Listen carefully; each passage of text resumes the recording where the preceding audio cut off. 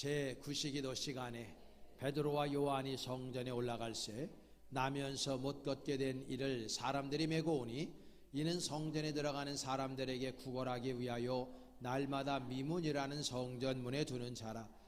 그가 베드로와 요한이 성전에 들어가려 함을 보고 구걸하거늘 베드로가 요한과 더불어 주목하여 이르되 우리를 보라 하니 그가 그들에게 무엇을 얻을까 하여 바라보거늘 베드로가 이르되 은과 금은 내게 없거니와 내게 있는 이것을 내게 주노니 나사렛 예수 그리스도의 이름으로 일어나 걸으라 하고 오른손을 잡아 일으키니 발과 발목이 곧 힘을 얻고 뛰어서서 걸으며 그들과 함께 성전으로 들어가면서 걷기도 하고 뛰기도 하며 하나님을 찬송하니 모든 백성이 그 걷는 것과 하나님을 찬송함을 보고 그가 본래 성전 미문에 앉아 구걸하던 사람인 줄 알고 그에게 일어난 일로 인하여 심히 놀랍게 여기며 놀라니라. 아멘. 이것은 내 성경입니다. 성경은 내가 누구인지 무엇을 가졌는지 무엇을 할 수 있는지를 알려줍니다. 하나님의 말씀을 배웁니다. 이 시간 다음 데에 선포합니다. 내 마음은 깨어있고 내 심장은 열려 있습니다. 나는 변화될 것입니다. 나는 변화될 것입니다. 나는 변화될 것입니다. 예수님의 이름으로 기도합니다. 아멘. 자리에 앉으시기 바랍니다. 우리 주변 분들, 앞뒤 분들 서로 인사 한번 하겠습니다. 잠잘 오셨습니다. 은혜 받읍시다. 할렐루야. 네, 저 따라서 한번 해보겠습니다. 인생의 방향은 예수 만나면 끝나고 교회 방향은 볼때교회 만나면 끝납니다. 할렐루야. 네, 우리 한 번 더 우리 인사하겠습니다. 우리 속색이지 말고 은혜 받읍시다. 네, 꼭 속색이는 사람들이 있어요. 어딜 가나. 여러분 다 오늘 은혜가 넘쳐나게 간절 축복합니다.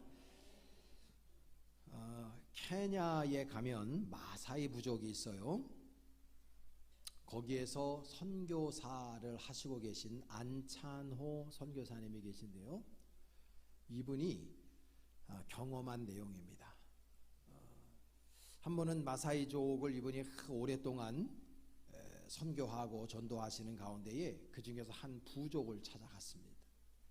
부족을 찾아가는데 추장이 이 안찬호 선교사님을 보자마자 얼굴에다 대고 침을 뱉는 거예요. 그러니까 기분이 상당히 나쁘잖아요.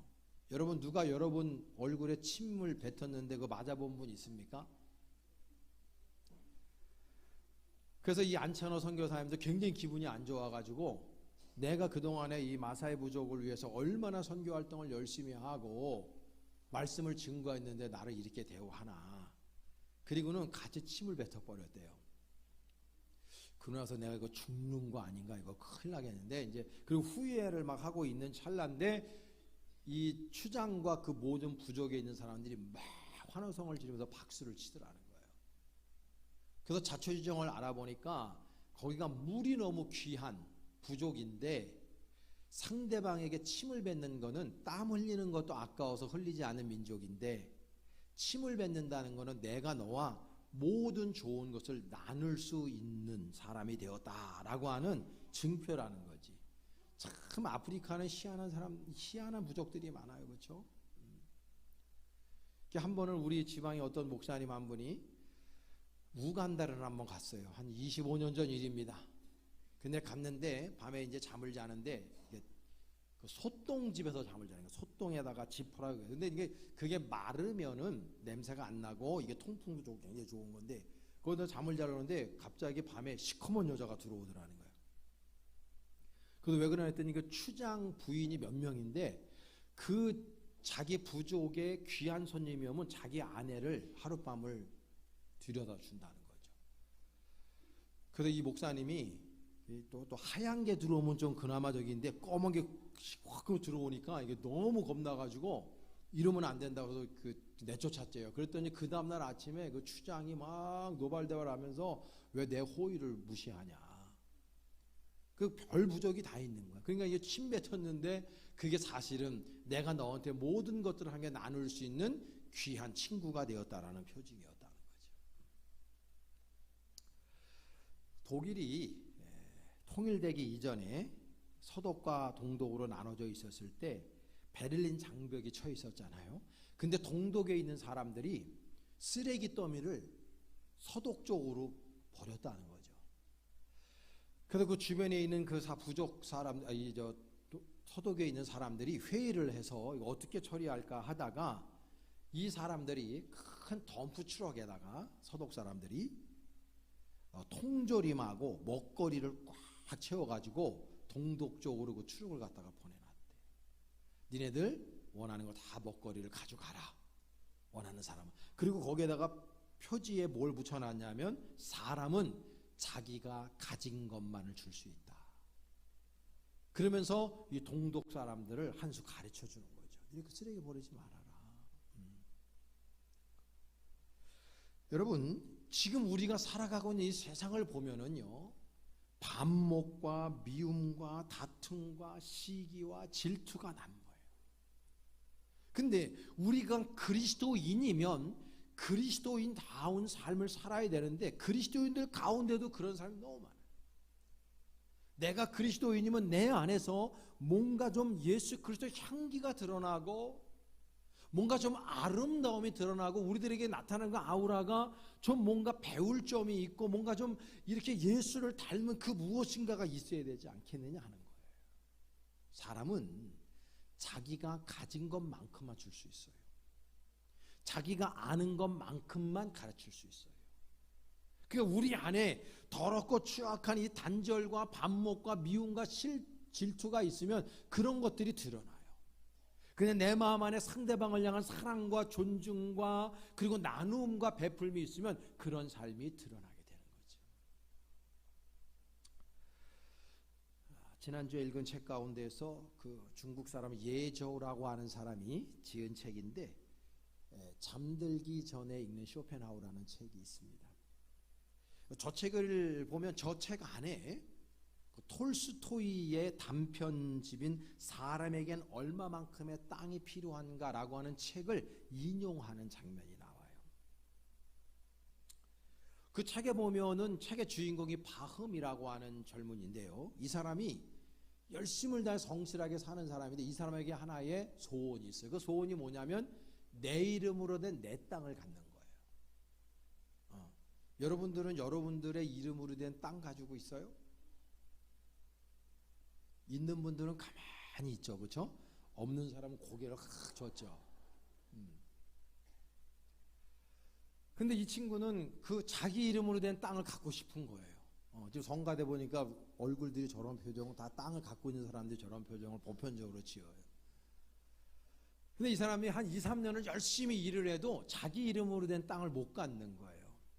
근데 소문을 들어보니까 이 소련이 굉장히 크잖아요. 거기 보면은 바스키르인이라고 하는 그 부족이 있는데 거기에 가면 그 추장하고 딜을 하면은 이 사람이 땅을 준다는 거죠. 근데 이 톨스토이가 1800년도, 그러니까 19세기 초반의 사람이거든요. 그때 당시에 1000루블, 지금식으로 계산하면 한 15,000원 정도 돼요, 우리나라 돈으로. 근데 이게 이제 19세기 초니까 이 값어치는 완전히 다르겠죠. 그 1000루블을 주면은 해 뜰 때부터 해 질 때까지 걸어서 온 땅은 다 내 땅으로 주는 거예요. 얼마나 이게 좋습니까? 그래가지고 이 바음이라고 하는 청년이 그 추장한테 가가지고 1000루블을 주고 땅을 이제 사는데 아침에 동 떠가지고 동이 떨어질 때까지 이제 열심을 다해서 막 뛰어댕기는 거죠. 그럼 이제 점심때쯤 되면 얘가 돌아와야 되는데 막 그 땅에 막 욕심이 생겨가지고 막 열심히 다니다가 이제 해가 뒤어서 질만할 때 되니까 깨달은 거. 이러면 안 되지. 그리고 열심을 해서 마라톤 하듯이 뛰어서 제자리로 왔는데 해가 딱 떨어지는 순간에 딱 도착한 거예요. 그러니까 추장을 비롯한 그 가족들이 막 박수를 치면서 막 축하한다고 막 그러는데 이 사람은 그 순간에 너무 힘들어하고 피를 토하고 죽었다. 톨스토이가 말하고자 하는 게 뭐예요? 욕심 부리며 살지 말아라. 인간은 만족할 줄을 모르는 인간이다. 습성이 있다는 거예요. 그래서 사람들이 만족하면서 살아야 되는데 불만족스럽게 살면서 너무 욕심 부리는 인생을 살지 말라는 것을 톨스토이가 가르쳐 주려고 하는 거, 그걸 쇼펜하우 책에서 인용을 하고 있는 거예요. 쇼펜하우는 이런 얘기했어요. 나 자신과 내가 가지고 있는 것을 정말 행복해 하려면 그 나 자신과 내가 가지고 있는 것에 만족할 줄 알아야 된다. 그러면 멀리 여행 갈 필요가 없다 그랬어요. 근데 우리가 지금 살아가는 세상을 보면 현대인들이 만족할 줄을 몰라요. 특별히 이 돈에 대해서. 돈을 추구하는데 이 돈에 대한 욕심은 브레이크가 없어요. 다다익선이라고 그냥 돈에 대해서는 사람들이 만족할 줄을 모르고, 여러분 보면 우리 그리스도인들 가운데서도 하나님과 이 돈 가운데서 좀 갈등이라도 해야 되는데 갈등도 안 해. 당연히 돈 쪽으로 가요.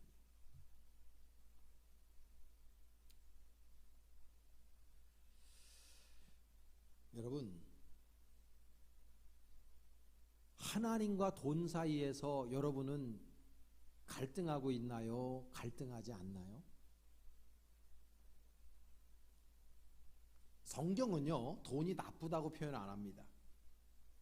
성경은 돈이 쓸데없는 거라고 표현하지 않아요.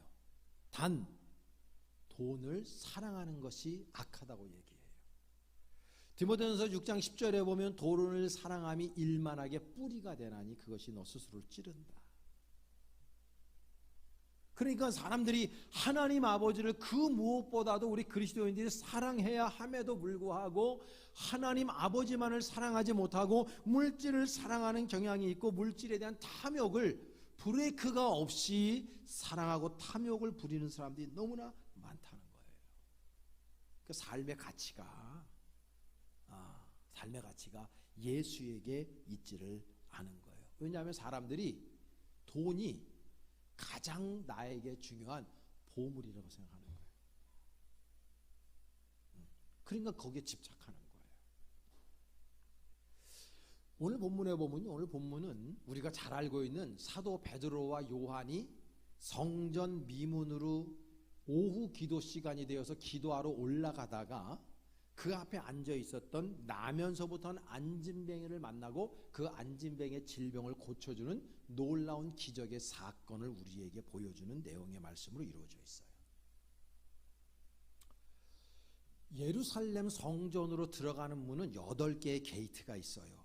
북쪽에 하나 있고 동쪽에 하나 있고 그 다음에 서쪽에 4개가 있고 남쪽에 2개가 있어요.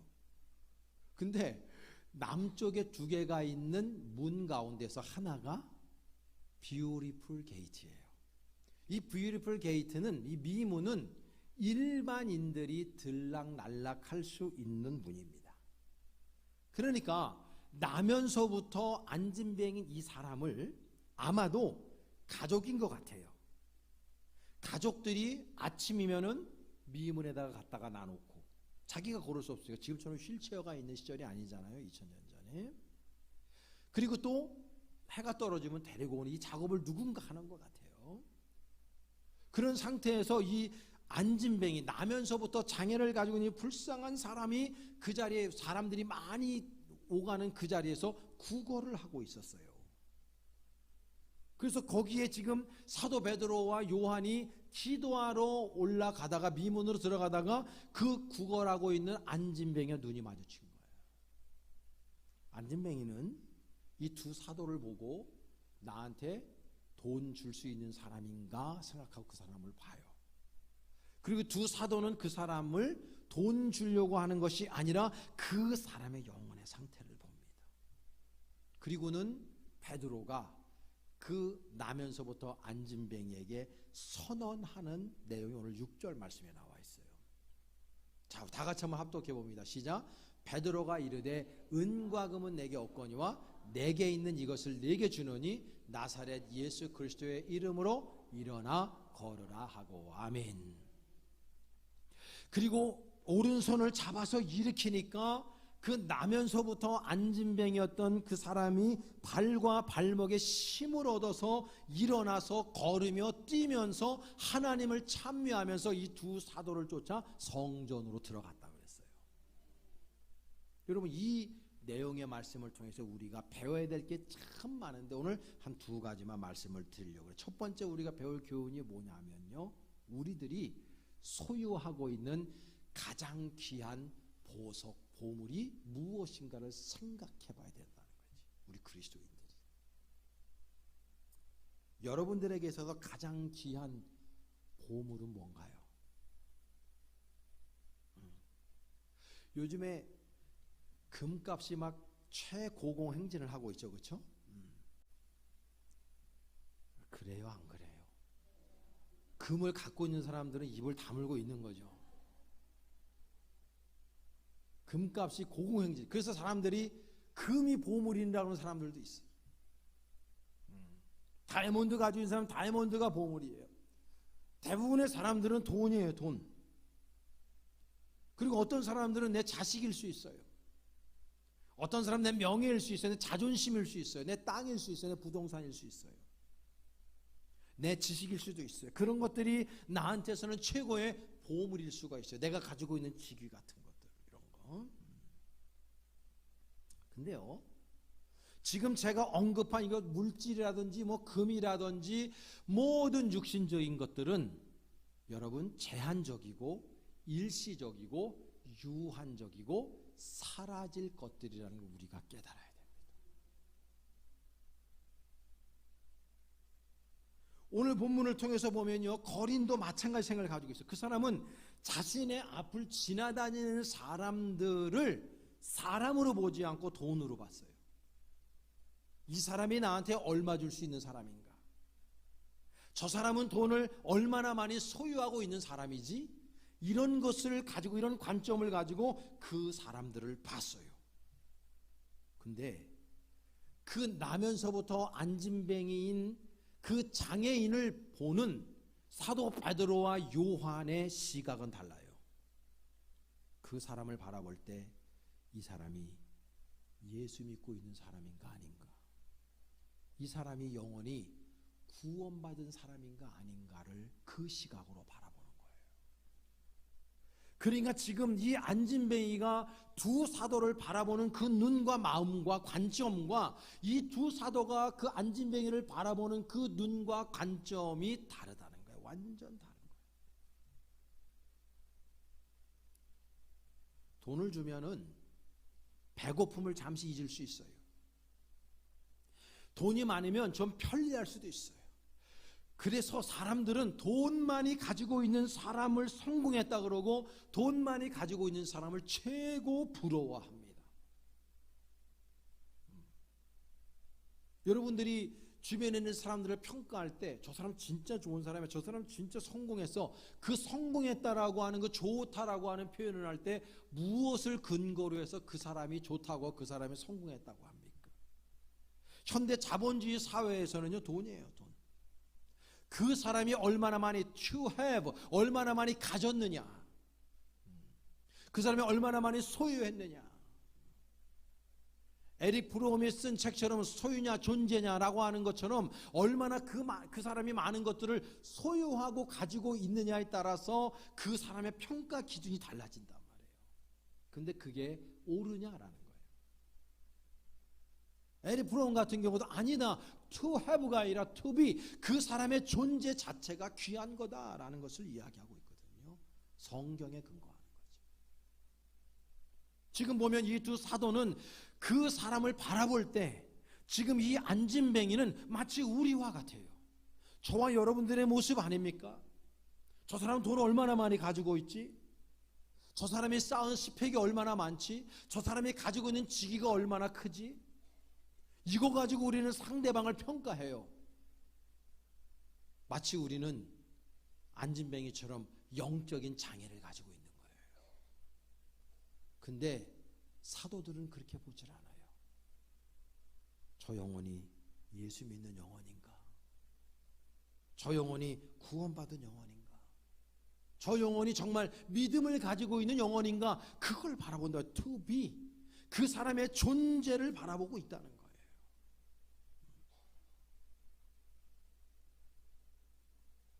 그러면서 그에게 베드로는요 선언하죠. 나사렛 예수 그리스도의 이름으로 일어나 걸어라 라고 하니까 이 사람이 뛰어서서 그들과 함께 성전으로 들어가면서 하나님을 찬미했다고 오늘 본문 8절에 말씀하고 있어요. 이 사람 평생 장애자로 산 사람이에요. 걸을 수도 없었어요. 뛸 수도 없었던 사람이었어요. 그런데 예수 그리스도를 만나고 나서 이 사람이 기적을 체험하고 이 사람이 뛰며 걸으며 하나님 아버지를 찬미하며 성전으로 들어갔다는 거예요. 그 사람의 장애가 나은 것보다도, 그 사람의 질병에서 치유받은 것보다도 더 귀하고 아름다운 치유 역사가 뭡니까? 그 영혼이 구원받은 거예요. 그 영혼이 하나님을 예배하기 시작했다는 거예요. 이것처럼 위대한 역사는 없는 겁니다. 우리 그리스도인들 가운데서 영적인 질병을 겪고 있는 사람이 너무나 많아요. 안지맹이 같은 사람이 너무나 많아요. 사실 오늘은 교회학교 이 교사들 중심으로 한 스승의 주일이기도 하고요. 오늘이 우리 교회력으로는 성령 강림 주일입니다. 먼저는 우리 교회학교 선생님들과 목사인 저도 스승이죠, 영적으로. 그 이외에 모든 우리 사역자들과 모든 교회학교 교사들에게 여러분 정말 깊이 있는 감사의 말씀을 전합니다. 근데 요즘 보면 여러분 누가 우리 인간을 가리키냐? 기계가 가리켜요. AI가 가리켜요. 모든 기자재, 도제들이 다 메탈이에요, 메탈. 그래서 어찌 보면 스승이 사라지고 있는 시절, 이미 사라졌죠. 제자들도 사라지고 있는 시절이에요. 그럼 더불어 지금 성령 강림주일에 우리가 알고 있는 그 사도행전 2장에서 오순절날 마가다락방에 모여서 120명의 성도들이 성령 강림을 받았던, 성령 충만을 받았던 그거를 기점으로 해서 성령 강림주일로 우리가 지키고 있습니다. 여러분, 우리가요 안진뱅이, 영적인 안진뱅이가 이 교회 안에 많은 이유가 왜 그렇습니까? 성령 못 받아서 그런 거예요. 은혜 못 받아서 그래요. 여러분 사도행전 2장과 3장과 4장의 역사를 보세요. 여러분 사도행전의 영어 이름이 액트예요. 액트. 뭐예요? 행동하는 거예요. 하나님 아버지의 성령을 받으면 사람들이 움직임이 생긴다고. 움직임이. 찬양할 때도 멍청한 앉아서 찬양 안 해요. 예배 드릴 때도 습관적으로 앉아서 예배 드리지 않습니다. 성령 받은 사람들은요 무브먼트가 있어요. 무브먼트가. 하나님을 찬양할 때도 두 손 들고 경배하고, 이 안진뱅이가 일어났던 것처럼 자리를 박차고 일어나서 뛰며 걸으며 하나님을 찬미하며 예배를 드리고 하나님을 기뻐하게 된단 말이에요. 근데 지금 교회 안에서조차도 성령의 충만함을 받지 못하니까 영적 안진뱅이들로 차고 넘친단 말이에요. 아무것도 안 하려고 그래요. 그리고 구걸만 해요. 하나님 나 주세요. 하나님 나 이거 주세요. 나 하나님 건강 주세요. 하나님 나 이거 주세요. 돈 주세요. 하나님 나 사회에서 성공하게 해주세요. 하나님 나 이거 주세요. 우리 자녀 잘 되게 해주세요. 그러면서 마치 안지맹이처럼 그렇게 하나님 아버지 앞에 구걸만 하고 있는 사람들이 교회 안에 넘쳐난단 말이에요. 아무것도 안 하려고 해요. 영적으로 병들어 있는 거예요. 코로나 이후에 코로나가 다 해결이 어느 정도 되고 난 다음에도 교회마다 식사하는 것들이 사라져요. 우리 교회는 지금도 맛있는 음식을 하고 있어서 제가 엘리베이터 타고 내려오는데도 막 너무 좋은 냄새가 막 나고. 여선교회 회원들이 헌신하고 계시잖아요. 근데 대부분의 교회들이 헌신하질 않아요. 그러니까 식사 안 하는 거예요. 예배당에 와서 그냥 예배만 편안히 드리고 가기를 원하는 거예요. 왜? 성령 못 받아서 그러는 거예요. 은혜 못 받아서 그러는 거예요. 교회마다 왜 문제가 있습니까? 왜 문제가 발생하고 왜 다툼이 일어납니까? 성령 못 받아서 그래요. 여러분 혹시 이 설교를 들으면서 마음에 불편한 분 있습니까? 성령 못 받아서 그런 거예요. 교회 안에 영적 안진뱅이들이 너무 많아요. 나는 우리 벌떼교회에서 그런 질병을 가진 사람이 하나도 없길 간절히 축복합니다. 자리를 박차고 일어나셔야 돼요. 하나님의 성령의 충만함을 받고 우리가 역할을 해야 돼요. 내가 하나님의 자녀다운 역할을 해야 돼요. 남선교회, 여선교회, 청장년 선교회, 뭐 하는 겁니까? 말 그대로 선교회예요.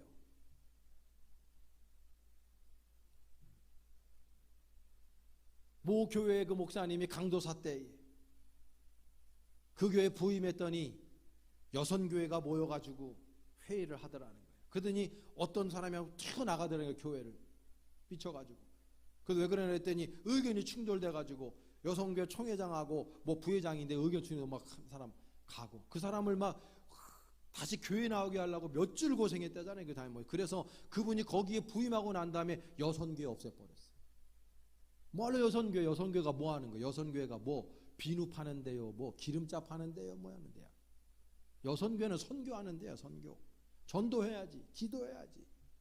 그러니까 본질에서 어긋나니까 이 목사님이 그냥 부임하자마자 없애버리고, 조금 지나니까 남선교회 모였는데 잘 자라고 있습니다. 뭐가 잘 자라는데 개새끼 하나가 잘 자라고 있는데 여름에 잡아먹으려고.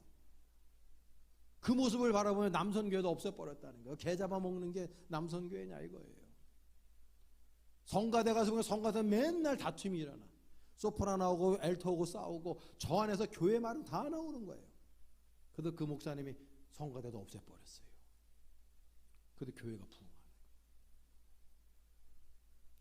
성령 못 받으면요, 예배 시간은 1시간인데 당회 시간이 10시간에는 교회도 있어요. 성령 못 받으니까 그런 거예요. 교인들이 예배당에 와서 날마다 시험에 들었대. 작년에도 시험에 들었는데 올해 또 시험에 들어있네. 여러분들은 남 뒤통수 보면 예배 드리는, 저는 여러분 안면을 보면서 예배 드리잖아요.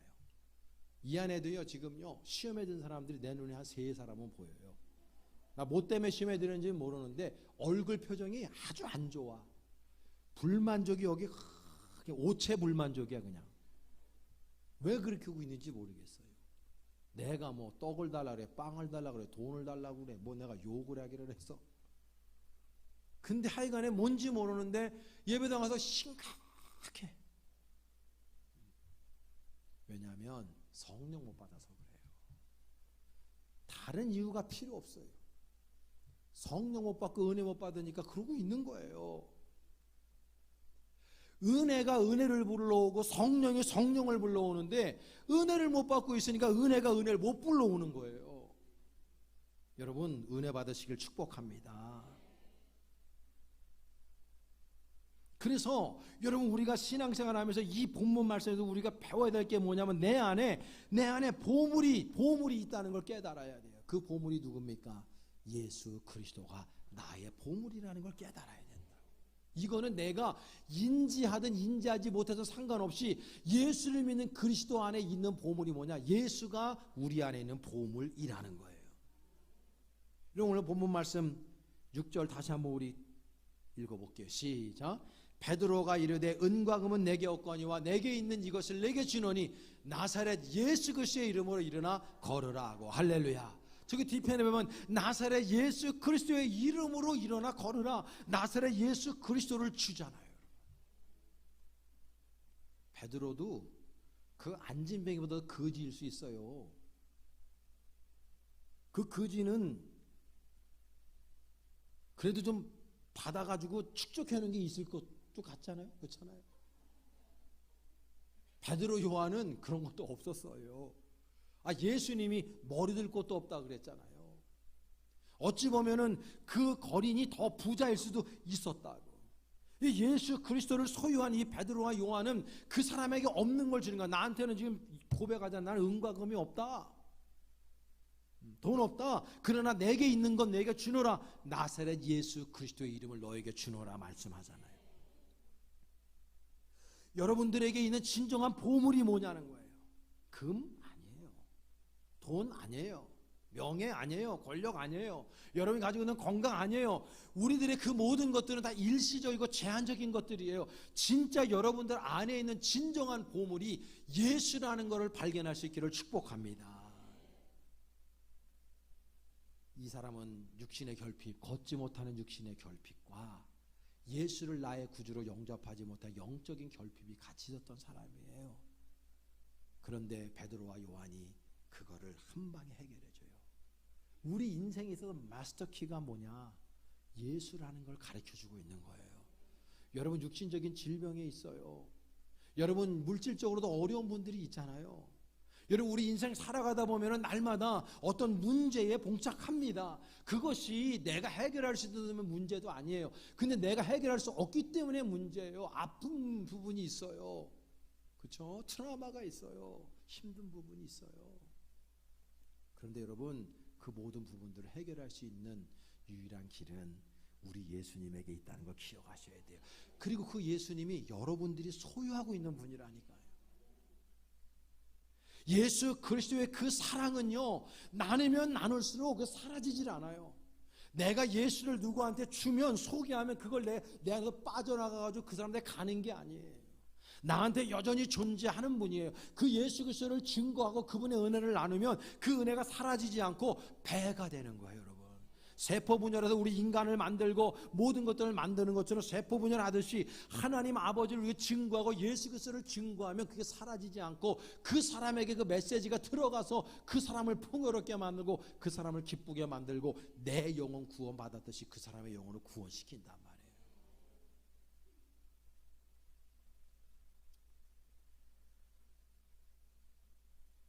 우리 인생을 살아가다 보면 즐겁고 행복하고 정말 너무 행복한 시간보다도 지겨워 죽고 막 고독하고 외롭고 쓸쓸하고 힘들 때가 참 많은 것 같아요. 인생에 많은 문제들이 있어요. 왜 그런 인생의 문제들이 생기느냐? 사실은요, 예수를 떠나서 그래요. 우리 인간들이 예수를 떠나서 그런 거예요. 이 세상 보세요. 지금 예수를 떠났어요. 1970년 6월 28일 날 미국의 뉴욕의 크리스토퍼 스트리트에서 2,000명이 모여서 집회를 합니다. 1970년이에요. 그 2,000명이 누구냐? 게이들이 모여서 집회를 한 거예요. 그때부터 전 세계적으로 게이 운동들이 시작이 된 거예요. 그게 출발점이에요. 여러분, 캐나다에서 100만 명이 모입니다. 큐어 축제. 호주 100만 명 모입니다. 우리가 알고 있는 예루살렘, 예수님이 탄생한 그 자리, 타라비브라고 하는 그 지역에서 20만 명, 30만 명이 모여서 큐어 축제를 해요. 우리나라도 예외는 아니에요. 올해도 열립니다. 6월 1일인가 열려요. 왜 이런 일이 있습니까? 사람이 하나님을 떠나서 그런 거예요. 사탄이 역사하는 거예요. 여러분, 우리나라에 1973년도 5월 30일 날 여의도 광장, 지금 여의도 다 건물이 깔렸지만은 예전에는 광장이 있었지 않습니까? 그때 빌리 그레암 전도 집회가 우리나라에서 1973년에 열려요. 그때가 목요일. 첫날 51만 명, 두 번째 날 49만 명, 세 번째 날 토요일 날 48만 명, 마지막 네 번째 날 주일날 110만 명이 모였어요. 아멘도 안 하시네. 그거를 기점으로 해서 우리나라의 성령 운동이 번져나가면서 마치 평양 대부흥 운동처럼 번져나가면서 우리나라의 교회들이 부흥하기 시작한 거예요. 성령의 역사가 그렇게 일어나야 된다는 거지. 나는 지금 우리 벌떼 교회에서 다시금 그 빌리 그레암 목사님과 같이, 아니 그 이전에 초대교회에 성령의 역사가 다시 일어나야 된다고 믿습니다. 수많은 교회의 교인들이 영적 장애자들이 너무나 많아요. 영적 안진병이 너무나 많아요. 아무것도 안 하려고 그러고 그냥 받아먹으려고만 해요. 하나님의 은혜만 갈구하고 있어요. 내가 받은 은혜를 주님을 위해서, 하나님의 몸된 제단을 위해서 생명 걸고 전하고, 내가 하나님 아버지를 예배하고 찬양하고, 내가 주님을 위해서 무엇을 할 것인가 성숙한 그런 신앙의 자세를 견지한 사람들이 드물다, 그 말이에요. 저는 우리 벌떼교회가 성숙한 교회 되기를 원합니다. 버려야 돼요. 그리고 다시 그 자리를 박차고 일어나야 되는 거예요. 주님을 예배하고 찬양하셔야 되는 겁니다. 우리의 그 잘못된 믿음, 무너진 예배단을 수축하고, 순종의 단을 수축하고, 기도의 단을 수축하고, 찬송의 단을 수축하고, 전도의 단을 수축할 수 있게 간절히 축복합니다. 그 역사가 있어야 되는 거예요.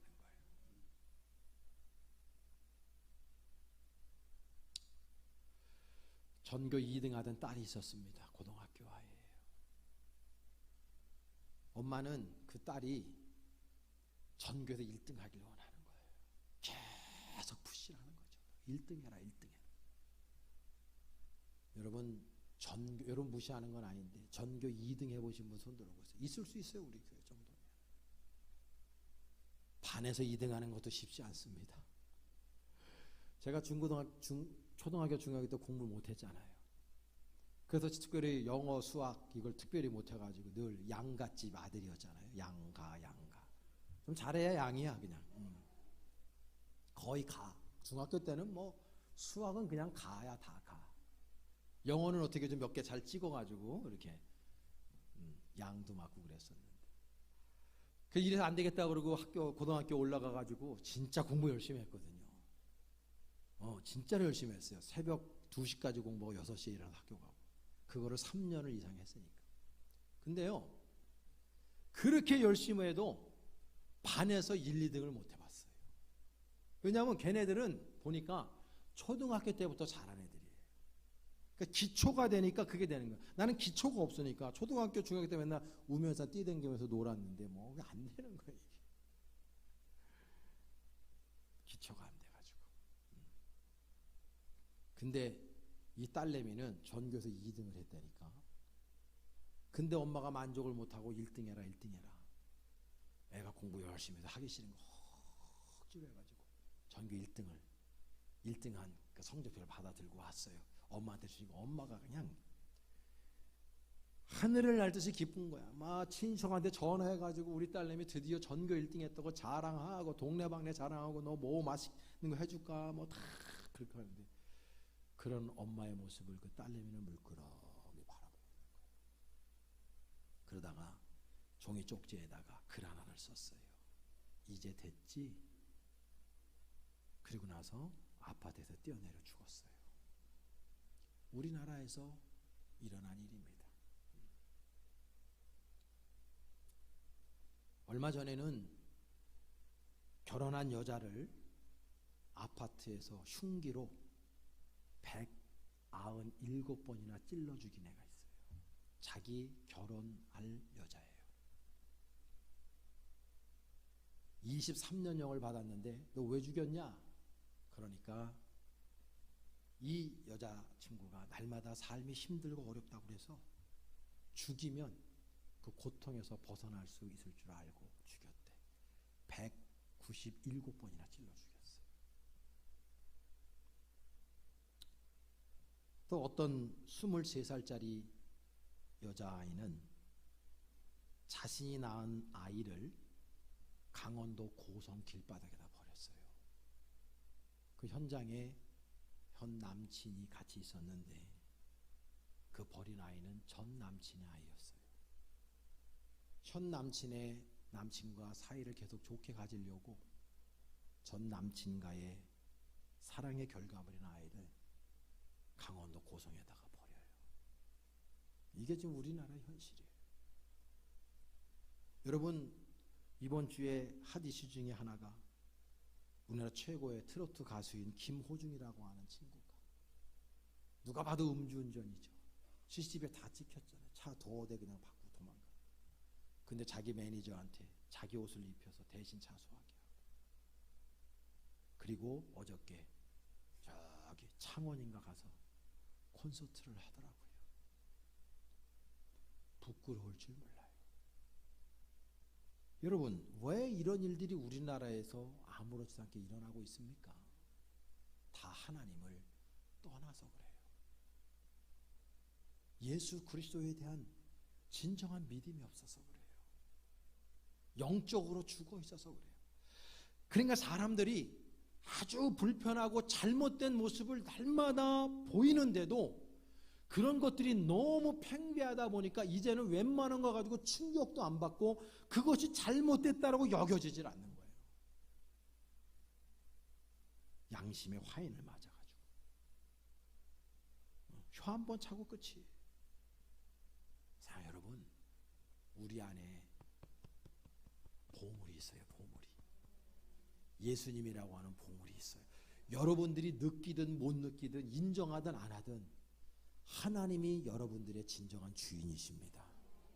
그 예수 그리스도께서 저와 여러분들을 날마다 생명싸개 안에 보호하고 있다는 걸 기억하셔야 되고, 그분이 그 무엇과도 바꿀 수 없는 우리에게 진정한 보석이고 보물임을 여러분들이 깨달을 수 있게 하여 축복합니다. 그 보물은 나누면 나눌수록 풍족해지는 거예요.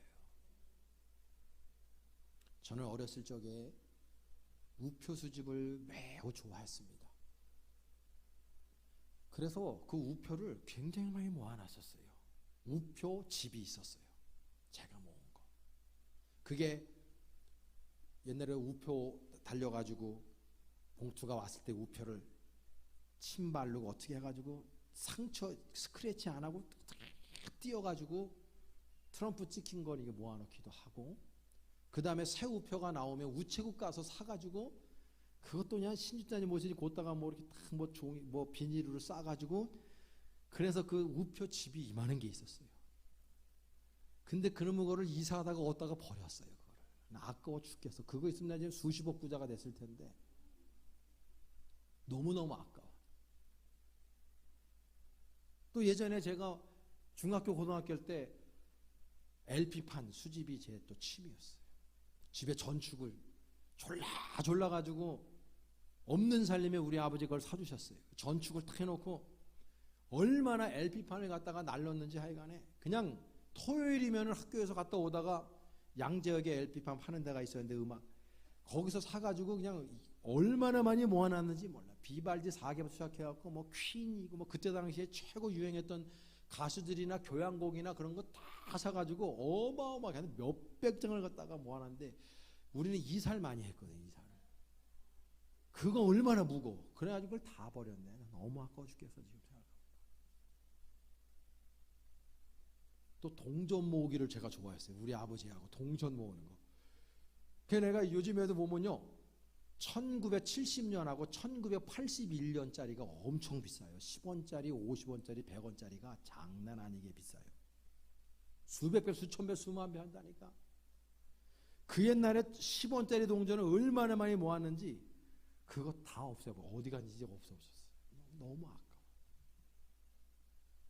진짜 아까운 건 내가 이 교회 출신이잖아요. 여기 초등학교, 중학교 때, 고등학교 때 우리 교회 옛날부터 다니시는 분들 알아요. 그 회지 발간을 했다고. 학생부 회지 발간을 했어요. 그리고 막 학생부 수련회 같은 데 사진 찍고 막 글 막 해가지고 모여서 막 밤새도록 만들고 한 주보 이런 거 막 그거를 싹 버렸네. 아까워 죽겠어. 보물인데 보물. 근데 그거는 사라지면 없어지는 거야. 근데 우리 안에 있는 진정한 보물인 예수님은요, 희한하게 남한테 주잖아요. 이게 불어나요. 나한테서 사라지질 않아요. 이게 더 풍성해지는 거예요. 예수님의 은혜를 나누잖아요. 그러면 내한테 빠져나가야 돼. 그게 아니고 그 은혜가 더 풍성해져요. 내 마음 안에도 풍성해지고 그 은혜를 받은 사람들도 풍성해져요. 내 안에 예수로 풍성해지고 내 안에 예수로 충만해져요. 나누면 나눌수록 이게 참 복리자로 나한테 온단 말이에요. 그 보물을 저와 여러분들이 지금 소유하고 계시다. 여러분, 그 보물인 예수를 여러분들의 인생에서 날마다 꺼내서 좀 보시고 사용하시고 함께 여러분들이 살아갈 수 있길 축복합니다. 여러분들 안에 누가 있다고요? 예수님. 그분이 여러분들에게 인생의 최고의 보물임을 깨닫는 자들이 진짜 은혜 받은 자들인 줄로 믿습니다. 그 보물을 날마다 소유한 우리들이 누리며 나누며 베풀며 살 수 있는 저와 여러분의 인생 되실 수 있기를 간절히 축복합니다. 기도하겠습니다. 하나님, 부족한 정 오늘도 주님의 말씀을 잠시 대언했습니다. 우리 사랑하는 교우들 마음 안에 예수 그리스도라고 하는 진정한 보물이 있음을 기억하고 날마다 그 보물을 소유하고 다른 사람들에게 나눌 수 있는 귀한 성숙한 주의 자녀들 되게 하옵소서. 예수님의 이름으로 축복하며 기도합니다. 아멘.